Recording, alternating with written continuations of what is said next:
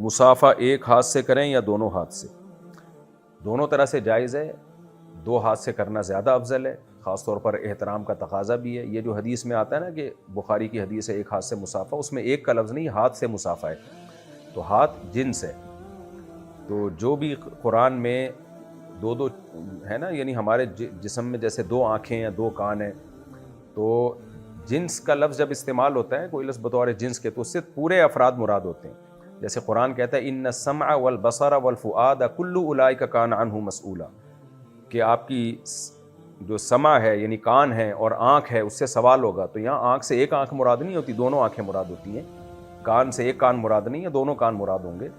تو یہاں بھی ایسے ہی ہے، جو بخاری کی حدیث میں ہاتھ کا تذکرہ آیا تو اس سے ایک ہاتھ مراد نہیں، ہاتھ کی جنس مراد ہے، تو دونوں ہاتھ مراد ہیں۔ بہرحال یہ کوئی اتنا بڑا ایشو نہیں، اگر کوئی ایک ہاتھ سے ملائے تو بھی ٹھیک ہے۔ بعض لوگوں نے اس حدیث سے ایک ہاتھ سے مسافے پر استدلال کیا، بعض علماء نے دونوں ہاتھوں سے مسافے پر استدلال کیا، کوئی اتنا بڑا ایشو نہیں ہے۔ ادب کا تقاضا بہرحال یہی ہے کہ جب کوئی بڑا آپ کی خدمت میں آتا ہے تو آپ دونوں ہاتھوں سے مسافہ کریں۔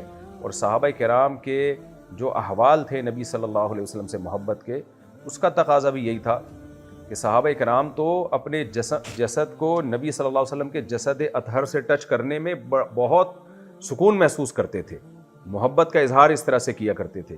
اس پہ بہت ساری احادیث ہیں۔ تو یہ ممکن نہیں ہے کہ نبی ایک ہاتھ سے مسافہ کر رہے ہیں اور صحابہ بھی ایک ہاتھ سے، وہ تو چاہیں گے جس قدر ہمارا ہاتھ نبی صلی اللہ علیہ وسلم کے ہاتھ سے مس ہو سکتا ہے ہم اس کو مس کریں۔ آج اگر سید الانبیاء صلی اللہ علیہ وسلم آ جائیں اور مسافے کے لیے ایک ہاتھ بڑھائیں تو آپ سوچیں کہ آپ کیا ایک ہاتھ سے کریں گے؟ ظاہر ہے ہم تو آپ کے جسد اطہر سے اپنے ہاتھوں کو ٹچ کرنا، اس سے بڑی ہمارے لیے کیا سعادت ہوگی۔ تو اسی طرح بڑوں کا بھی احترام ہے، خاص طور پہ جب آپ بڑوں سے ملتے ہیں تو دو ہاتھ سے مسافہ کیا کریں، ادب کا یہی تقاضا ہے۔ باقی کوئی ایک ہاتھ سے کرتا ہے وہ بھی جائز ہے، کوئی اتنا بڑا مسئلہ نہیں ہے یہ جتنا بڑا بنا لیا گیا ہے۔ چماٹا جب ماریں تو ایک ہاتھ سے مارا کریں، یہ پھڈا ہونا، چماٹا ماریں تو دو ہاتھ سے نہیں، ایک ہی لگائیں۔ موسیٰ علیہ السلام نے ایک چماٹا مارا تھا اور بندے کا، کیونکہ دو ہاتھ سے جب ماریں گے نا تو وہ زور نہیں لگے گا۔ مسافہ دو ہاتھ سے کریں، چماٹا ایک ہاتھ سے، اپنی ذمہ داری پہ۔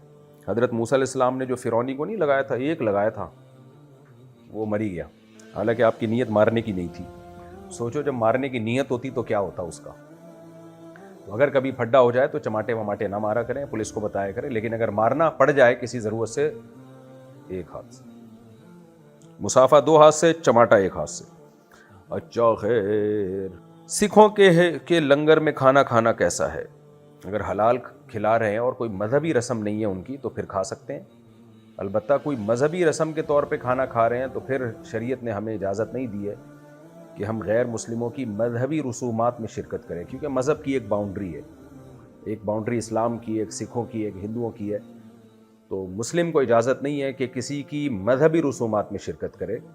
ہاں ویسے آپ ان کے جو دعوتیں ہیں ان میں اگر وہ حلال کھلا رہے ہیں، یعنی جیسے گوشت ہے، کسی مسلمان نے ذبح کیا جانور، یا کسی مسلمان قصائی سے گوشت خریدا ہے، یا سبزی کھلا رہے ہیں، وہ تو ویسے ہی جائز ہے۔ گوشت میں حلال حرام کا مسئلہ آتا ہے تو پھر جائز ہے آپ کے لیے۔